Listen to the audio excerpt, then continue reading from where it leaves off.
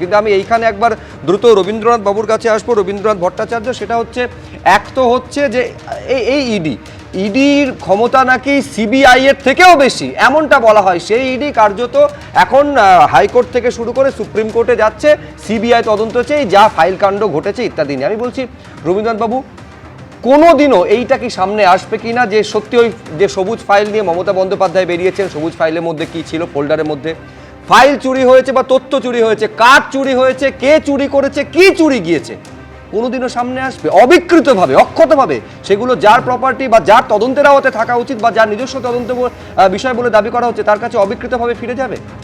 হ্যাঁ, মানে এটা পাওয়াটা ভীষণই মুশকিল। তবে প্রথমেই আমি বলি যে এই যে কুণালবাবু বললেন যে কার ওটা, তখন গোয়ার যখন বলছিলেন তখন আইপ্যাকের মালিক ছিল, তার কাছে কেন জাননি?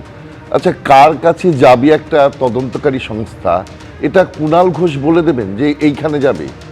দ্বিতীয় যে প্রশ্ন হচ্ছে, 20 সালের মামলা আজ এখন কেন এলো? সিআইডি কি এমন কোনো ব্যক্তিকে খুঁজে পায় না যে 5 বছর 7 বছর অ্যাবসকন্ড করে আছে, তারপর তার কাছে হঠাৎ করে খুঁজে পেয়েছে, তাকে গিয়ে ধরে নিয়ে আসে? এরকম ঘটনা কি বিরল? নাকি এরকম ঘটনা ঘটলে আমরা চিৎকার করবো, কেন তাহলে আপনি 5 বছর আগে ধরেননি, ওকে এখন কেন ধরতে আসলেন? যখন যখন তদন্ত এজেন্সি খুঁজে পাবে তখন তারা যাবে। এখানে কিন্তু একটা কথা মাথায় রাখতে হবে যে এটা প্রথম নম্বর, ফেডারেল যে স্ট্রাকচার, তাতে একটা বিরাট আঘাত।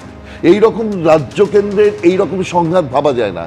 ইডির যে আধিকারিকরা ছিলেন, একটা কথা কিন্তু মানতেই হবে যে তারা কি করবে? একটা রাজ্যের প্রশাসনিক প্রধান, মানে মনোজ ভার্মাও নয়, আমি প্রশাসনিক প্রধান বলতে রাজনৈতিক প্রশাসনিক প্রধান, অ্যাডমিনিস্ট্রেটিভ পলিটিক্যাল যে হেড, তিনি মুখ্যমন্ত্রী, তিনি সরাসরি চলে এসছেন, তাকে কিছু করতে পারে? ইডির লোকেদের কতখানি ক্ষমতা আছে? তাদের কাছে কোনো নির্দেশ নেই, তাদের সঙ্গে মানে ফোনে যোগাযোগ, তিনি মুখ্যমন্ত্রী সরাসরি ভিতরে ঢুকছেন। ইডির কি করবে আপনি বলুন? ইডির অফিসারদের, আধিকারিকদের কি করবার ক্ষমতা আছে? একজন আমি বলছি এই ইডি শেখ শাহজাহানের সময় যেভাবে আক্রান্ত হলো, এবং তারপর আপনি দেখে থাকবেন যে ইডি যেখানে যেখানে রেড করতে গিয়েছে, তারপর একেবারে বিরাট বড় প্রোটেকশন নিয়ে সিআরপিএফ এর তরফে গিয়েছে। শুধু এই রাজ্যে নয়, অন্যান্য রাজ্যেও এই ছবি দেখা গিয়েছে। যখন, হ্যাঁ ঠিকই, আমি বলছি যখন রাজীব কুমার সিপি ছিলেন, তখন আমি বলছি নাম্বার অফ প্রেসিডেন্সেস থাকা সত্ত্বেও কেন আগাম প্রস্তুতি নিয়ে যাওয়া হলো না? যদি ধরুন সিআরপিএফ এ গোটা জায়গাটা ছেড়ে দেওয়া হতো, মুখ্যমন্ত্রী ঢুকলে সিআরপিএফ কেন, তার কি বলবো, মানে 14th জেনারেশনের ক্ষমতা আছে, সিআরপিএফ মুখ্যমন্ত্রীকে আটকে দেবে না, আপনাকে ঢুকতে দেবো না তার রাজ্যে? এটা সম্ভাব্যতা ভাবতে হবে। যদি ওখানে কোনো চিফ সেক্রেটারি, ডিসিকে নাকি ওরা ধাক্কা দিয়েছে, যাই হোক, যে আমি জানি না, কাগজে দেখলাম, তো এই লেভেলের যদি কোনো অফিসার থাকে, তাকে আটকাতে পারে। একটা কথা জিজ্ঞাসা করি, দেখুন, কে সত্যি বলছেন কে মিথ্যে বলছেন আমরা তো জানি না। পুলিশ তদন্ত করছে, দুপক্ষই পিটিশন দাখিল করেছে। আচ্ছা, একদিকে হচ্ছে সল্ট লেকে সেক্টর 5 এর অফিস, আরেকদিকে হচ্ছে লর্ডন স্ট্রিট, দু জায়গা থেকে সিসি ফুটেজ সংগ্রহ করেছে পুলিশ। ভেতরে কি ঘটেছিল হ্যাঁ, সেইটা সত্যিটা তো জানা খুব মুশকিল, কারণ ইডির মানে যদি সিসিটিভি ফুটেজ থাকে তাহলে তিনি একরকম ভাবে কথা বলবেন, আর যদি সিসিটিভি ফুটেজ যদি না থাকে তাহলে আমরা ক্যামেরাতে তো জানতে পারবো না যে ওখানে কি হয়েছিল। কিন্তু এইটা মাথায় রাখতে হবে যে শেখ শাহজাহান তার মাসলম্যান নিয়ে যা করেছেন, মুখ্যমন্ত্রী অফিসার মানে রেজিস্টার্ড অফিসিয়াল মাসলম্যান নিয়ে, অর্থাৎ পুলিশকে নিয়ে ঠিক সেই একই জিনিস করেছেন।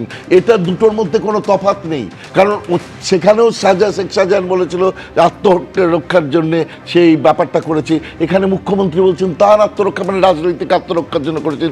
তাহলে, এবং তিনি পরের দিন বলতে শুরু করলেন যে অ্যাজ ইফ রাজ্যের স্বাতন্ত্র্যে আঘাত করেছে, রাজ্যের স্বাতন্ত্র্যে আঘাত করে, মানে আমি চুরি করে বেশ করেছি, যা করেছি অন্যায় করিনি, এটা বলবার চেষ্টা করছেন, বোঝাবার চেষ্টা করছেন। রাজ্যের স্বাতন্ত্র্যে আঘাত করবার চেষ্টা করেছিল ইডি, সেটাকে উনি রুখে দিয়েছেন। এবং এই প্রশাসনিক জায়গা থেকে এটা ঘটনা, উনি একটা মানে তৃণমূল দল যে ন্যারেটিভ তৈরি করছে, যে সংঘাতকে শাসনের জায়গায়, মানে কথা বলছেন। এবিপি আনন্দ, এগিয়ে থাকে, এগিয়ে রাখে।